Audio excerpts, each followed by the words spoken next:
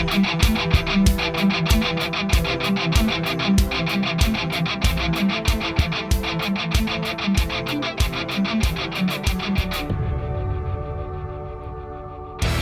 is Jerome Corsi, and this is thetruthcentral.com, thetruthcentral.com. Today is Monday. It's May 15th, 2023.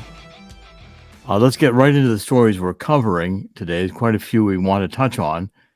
First one I want to discuss is a study that's come out basically showing that the U.S. consumer, there's good indications right now that finally, after struggling, the U.S. consumer has really done pretty well through the pandemic and coming back through the post-pandemic period. But now that we're going into much more of an economic downturn, some of the signs are showing that the U.S. consumer is not going to be strong enough to keep the economy from going into recession.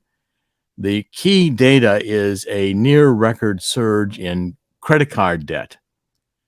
And that's the key, is that when you see basically people are going into credit card debt is exploding at the second fastest pace on record, and the credit card rates are hitting an all-time high. So growth in the U.S. credit card debt basically rose by $5 billion.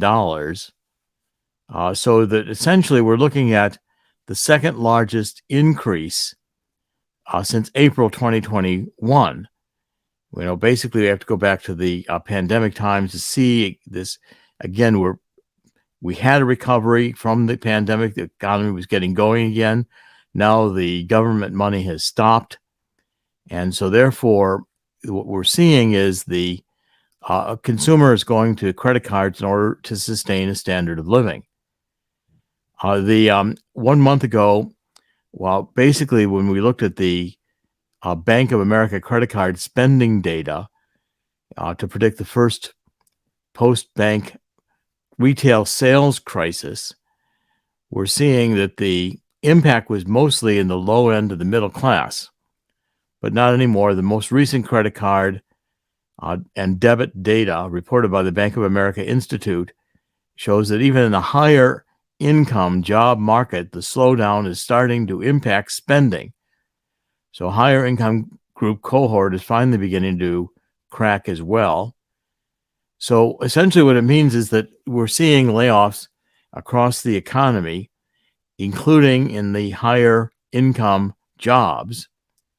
And this is a forecast of basically much lower economic activity, because when you have the unemployment insurance rising, you've got credit card debt increasing, including among the higher income earners, you're basically seeing that the consumers, which is the driving engine of the U.S. economy, are backing off in terms of their ability to spend.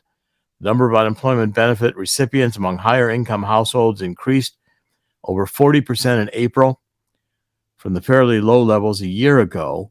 This was the fastest increase among all cohorts and 5 times more than the percentage year-to-year increase for lower income recipients. So corporations are shedding higher paying executives, and you're going to see this becoming a phenomenon. If the retail consumer backs off and credit card debt accelerates, it's a very bad sign for the future economic growth of the country.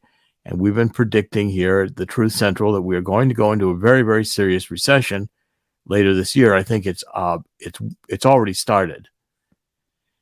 Secondly, I want to cover a story that really disturbed me over the weekend. I was watching the Zielinski meeting in Germany. Zelensky from the head of the Ukraine, and they reached a new arms package deal. Germany unveiled a 2.7 billion euro arms package for Ukraine as Zelensky's touring Europe. The winner in the Ukraine war is the arms manufacturers. Again, there's billions of dollars being thrown at Ukraine, and without the Ukrainians having weapons from NATO and from the United States, we would be seeing Russia win this war in a matter of weeks. The head of NATO, one of the military heads, has acknowledged over the weekend. Again, I'll be writing about this on the Gateway Pundit, where I'm publishing articles. I'll be submitting an article today. Has admitted that NATO has really been at war with Russia since 2014, when basically there was a decision made by Hillary Clinton to do regime change and get rid of the Yanukovych, who was the Russian-aligned head of Poland at that time. Since 2014 now, for virtually a decade, we've been messing around with Ukraine.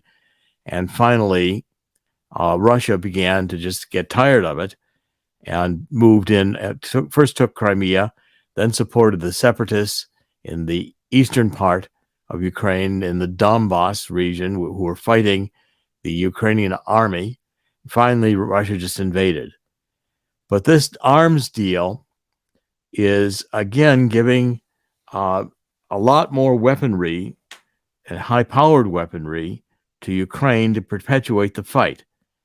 Now, the part that bothered me perhaps the most about all this is that Zelensky is starting to talk about he wants to hit targets in Russia. He said that basically he's going to begin hitting parts. They've already hit, Ukraine's already been hitting Russian oil facilities. We covered that last week. And that's another expansion of the war.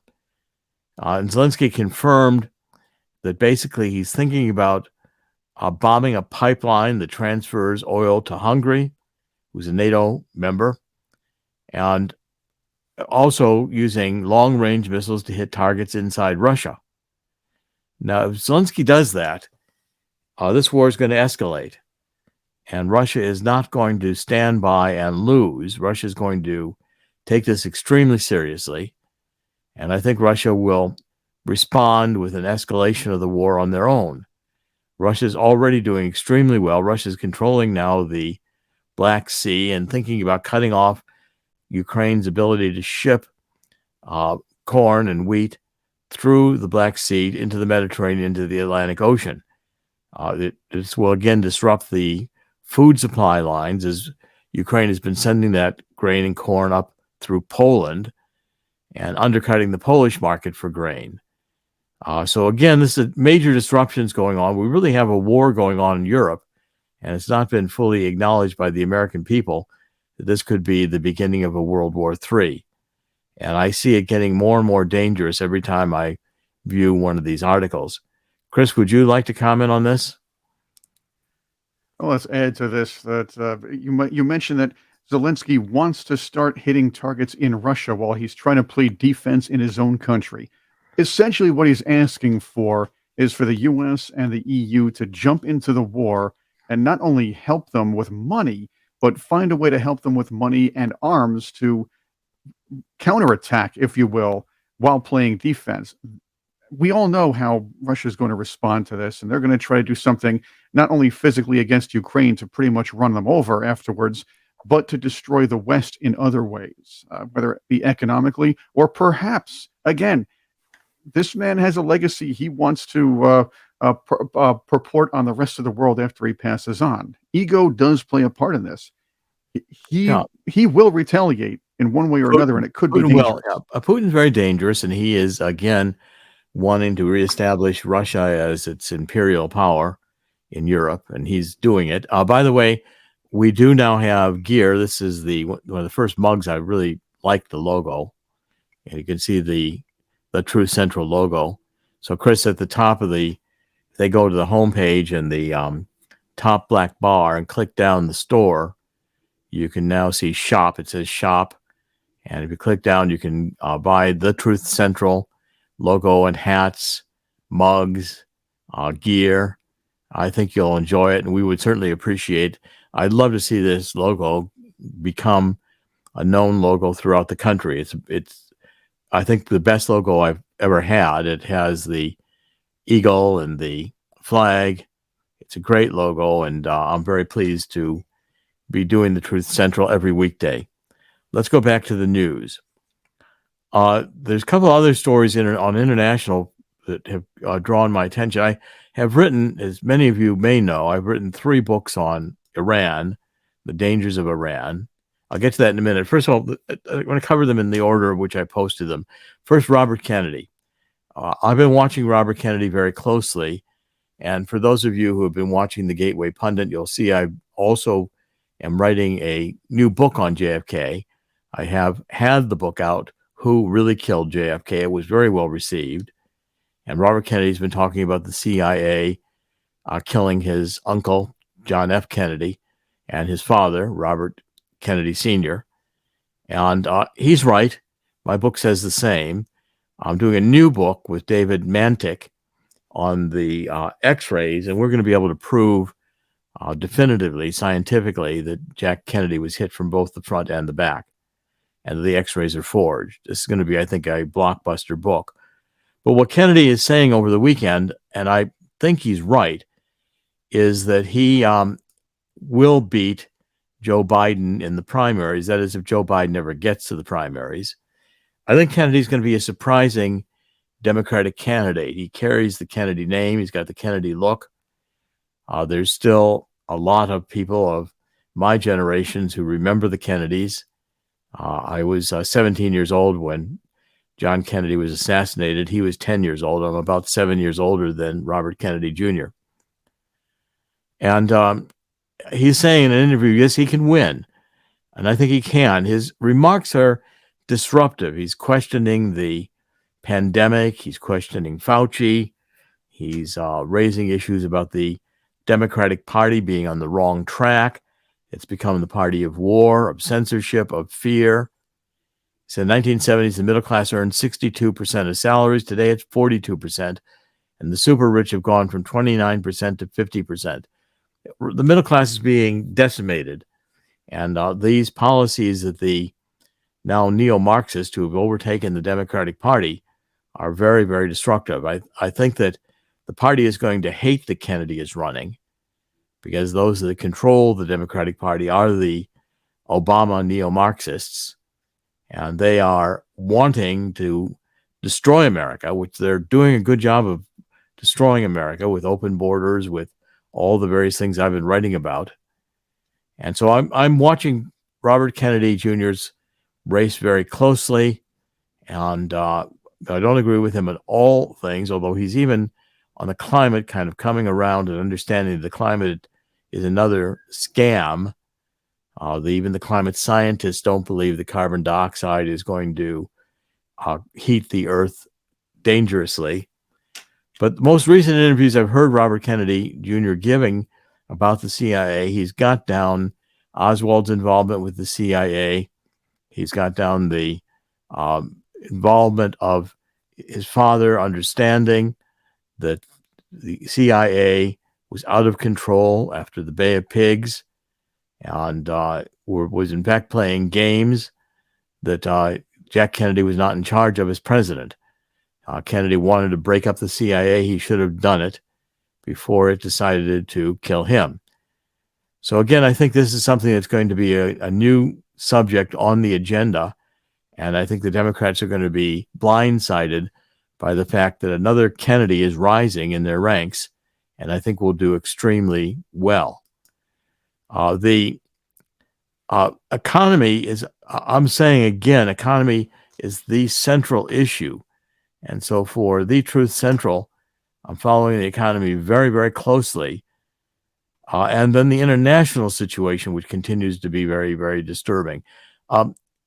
Chris, if you'll show, please, the drop down on our sponsors, the Swiss America. Swiss America is an extremely good company. I've worked with them since 2004. If you go to the top bar and click down sponsors and pull down Swiss America, you can see this Walking Liberty $50 offer, first time offer.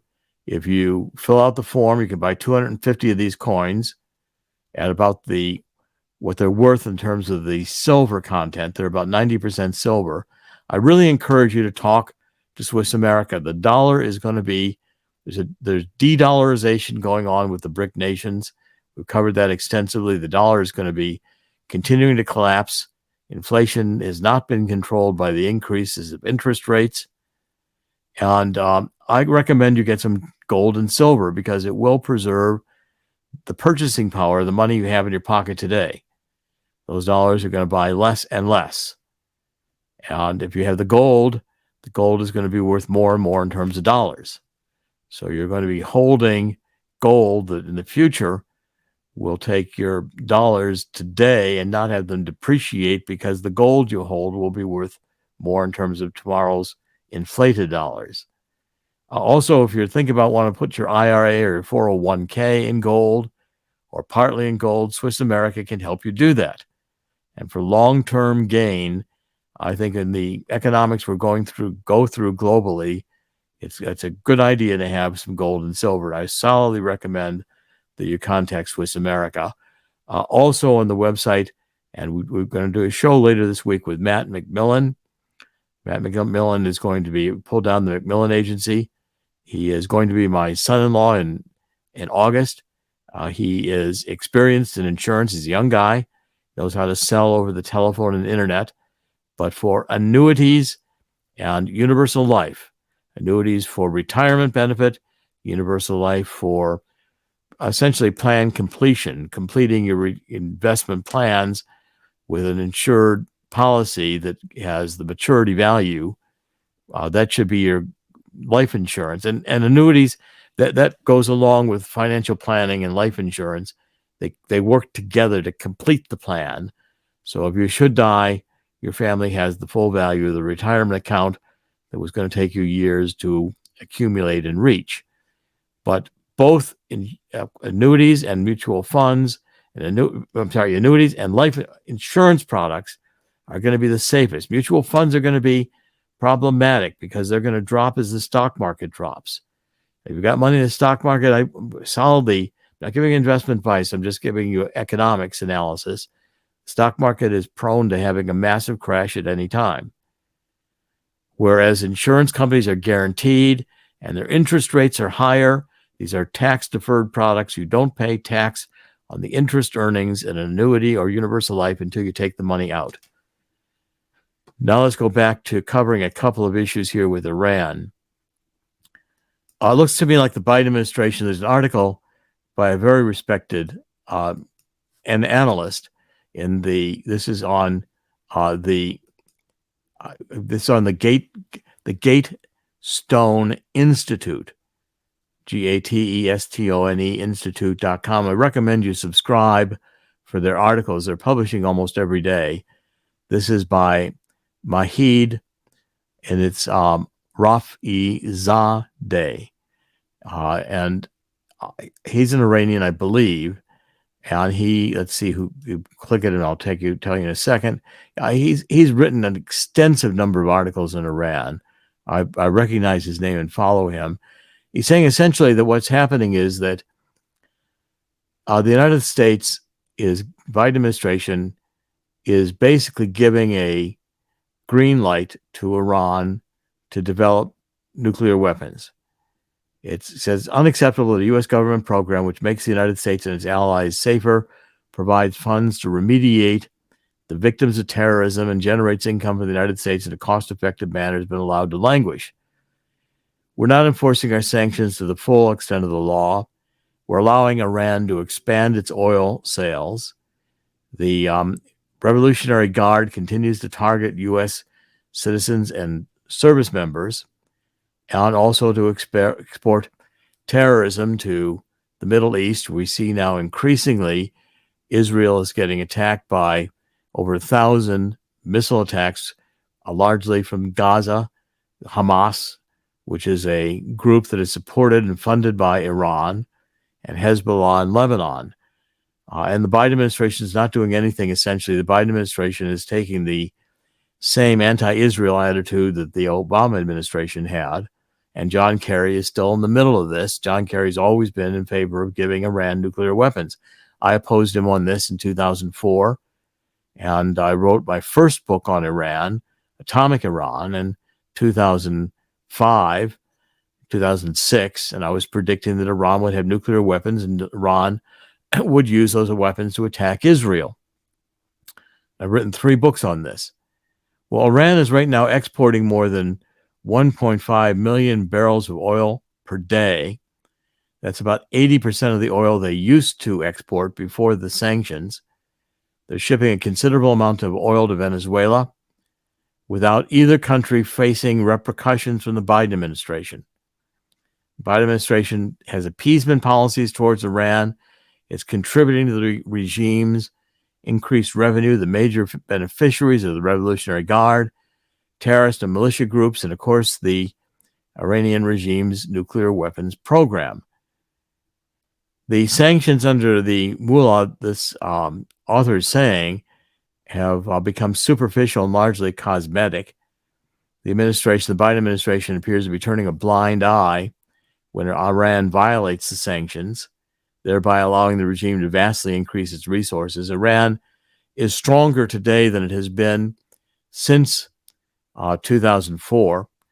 Iran is working strongly with Russia, supplying drones in the war in Ukraine. Iran and China are working together. You basically got the BRIC nations, which is Brazil, Russia, India, China, and South Africa. And I believe Iran will soon join the BRIC nations, and they'll gladly accept them. This is a major, major disruptive force. And I've been predicting since 2004 that we will have a nuclear war and that Iran will start it. Once Iran has nuclear weapons, they will find a way to attack Israel. I've said from the beginning, terrorists do not stockpile weapons. When they get weapons, they use them. And I believe that Iran is, as it used to be considered under the Bush administration, certainly going back to Reagan, it was understood that Iran is probably the major source of terrorism in the world. And we're not restraining it at all. This next story about Iraq and Iran are getting together to expand energy ties. Last week, Iraq and Iran signed an agreement last Wednesday to expand energy ties. As a result of the harsh sanctions, billions in Iraqi funds owed to Tehran have been frozen. And due to the sanctions on Iran, Iraq is only allowed to receive Iranian energy imports and pay for them via waivers that extend up to 120 days. They'll find a way around all this. And once Iran and Iraq are working together, Iraq has a strong Shiite contingent. Iran is Shiite. The Shiites are opposed to the Sunnis. They've been arguing for centuries about who is the rightful ruler of Islam. Iran maintains it has to be the family of the Prophet Muhammad. And they believe in this Mahdi, the last of the family of hundreds of years ago, or went down a well and will come out of that well when the apocalypse is about to happen. Call him the Mahdi. And that is a strong Shiite belief, which is very apocalyptic. The Sunnis believe, like the Ottoman Empire, that the control of Islam should be secular. Well, they've been fighting about this for centuries, and Iran hates the United States, wants to first get rid of Israel. If Iran ever succeeded in getting rid of Israel, they would next turn on Saudi Arabia, because Saudi Arabia is the leading Sunni state in the region. So you've got essentially basically you got a Shiite prime minister, Mohammed Shia. I think he is Shiite, but at any rate, there's strong contingent in Iraq of Shiites, and they're strongly attached to Iran. So I see these as developments that are potentially extremely frightening, because if Iran has a clear green light to develop nuclear weapons, the Biden administration is just saying, don't use them until we're out of office. Use them on somebody else's terms, but go ahead and develop them. John Kerry negotiating, and he did for Obama, these fraudulent deals, which really do not restrain Iran from developing nuclear weapons. It's extremely concerning. Okay, let's cover this last story I want to cover today, which is the IPCC, the Intergovernmental Panel on Climate Change, it's a UN-funded organization. A recent study, and I read the study over the weekend, it shows that 42% of these climate scenarios, the IPCC issues, if we don't don't go back to pre-industrial levels of carbon dioxide emissions, the Earth's temperature gets more than 1.5 degrees over what it was in the Industrial Revolution when it began, we're going to have climate disasters.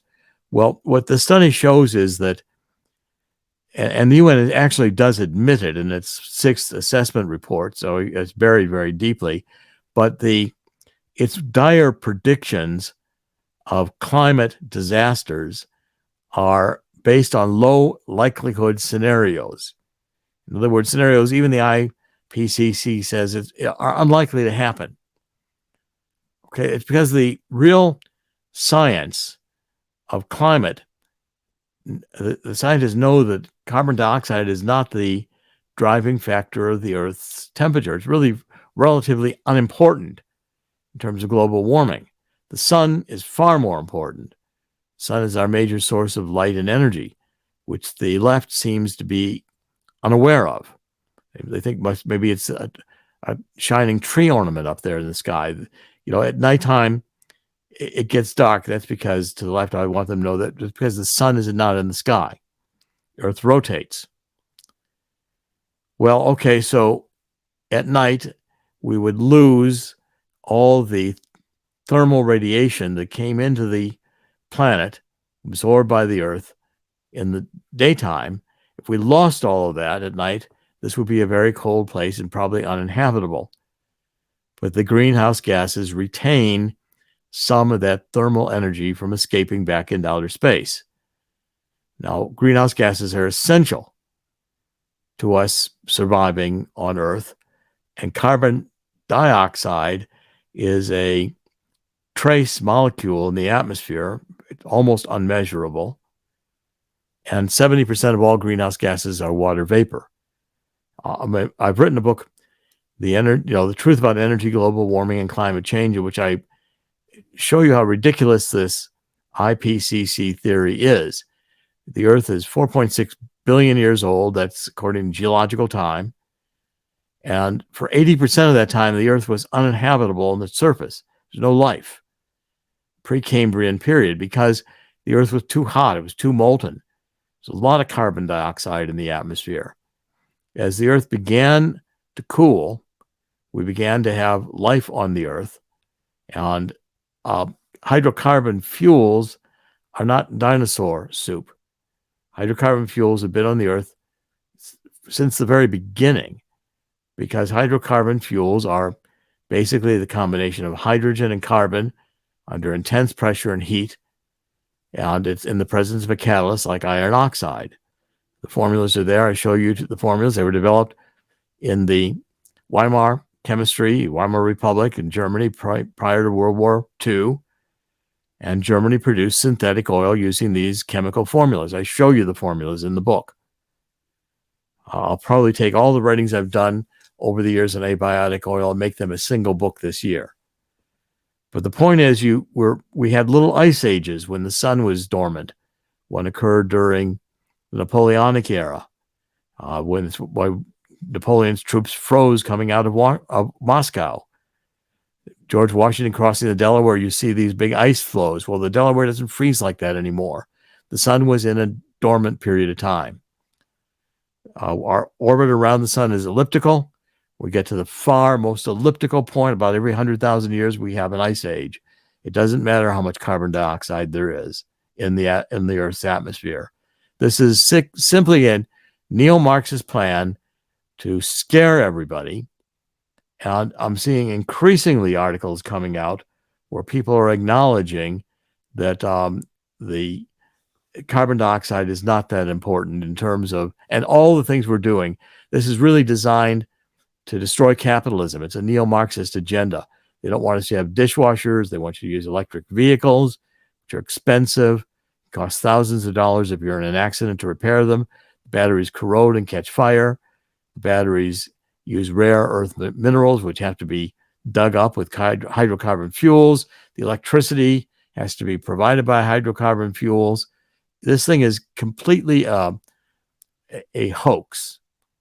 And the climate scientists know it, because as I show in this book, they were exposed in the Climate Gate, which shows this hockey stick theory that the Earth had a perfect temperature until the industrial age, when we began using hydrocarbon fuels. And then we accelerated the heat exponentially. It's really ridiculous. And they knew it. They fudged the data, and these emails show them discussing how they're going to fudge the data. Michael Mann and the others who were aligned with the IPCC when they came up with this hockey puck theory. Spent a good deal of the book showing you the flawed methodological mistakes that were made in creating the hockey stick that had to be done because it's not true. A lot of this just isn't true.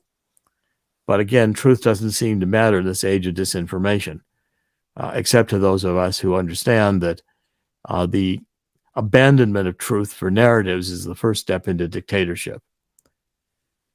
I'm also on our sponsors. I want to highlight a couple of new features. If you go to the Black Bar, and Chris will pull it down, show you we have a new sponsor coming on this week, which is Decisions Technology. This is a analytic tool which allows you to rate a mutual fund against all the other funds in the same category, all large cap funds, and your fund may end up being, number 390 of 500, because you can dial in the things that are important to you. The mutual fund industry has been misrepresenting itself for a long time, saying that this fund is the best in a 5-year interval. Well, they cherry pick time series analysis to pick the periods in which they do well. But if you extend that one way or the other, they probably don't do as well. This tool will allow you to decide what's important to you about a mutual fund and to find out which one's the best. It's going to be very disruptive. And we're going to have Eric Smith on either later this week or next week to explain it. We're going to spend a lot of time on this. I am very enthusiastic about insurance products, annuities, and mutual funds. I am not enthusiastic about stocks or mutual funds. I think you're going to see major losses. I'm enthusiastic about gold, and I'm coming out with a book with Dean Heskin. I'm writing intensively these days to try to get things out there. I'm writing a book with Dean Heskin about how this current, what we're going through, is going to be a global economic recession or depression, and it's going to be an historic gold rush. I encourage you to get in on it early. Chris, any comments before we wrap up for today? I'll say that maybe they should change the hockey stick theory to the hockey puck theory. As Don Rickles would say, a bunch of hockey pucks came up with the idea. Having said That's that, good. That's good. I like that. if you note that so-called scientists, celebrities, and commentators push themselves together to promote emotionally, use an emotional campaign to push an agenda, and the government's trying to do it at the same time, there's a red flag or two. In fact, you might remember all those lovely predictions by Al Gore over the years that the world would end somewhere in the 2000s decade, or this gem that's being passed around the internet nowadays, the one where Greta, again, emotional use of a child as the spokesperson of your agenda. And she pulls this thing on Twitter. She's like the David Hogg of Europe. Okay. All right. The David Hogg of the environment. In 2018, do you see this? She posts an article that says in 5 years, if we don't stop using fossil fuels, the world's going to, basically end, or the end of humanity will happen.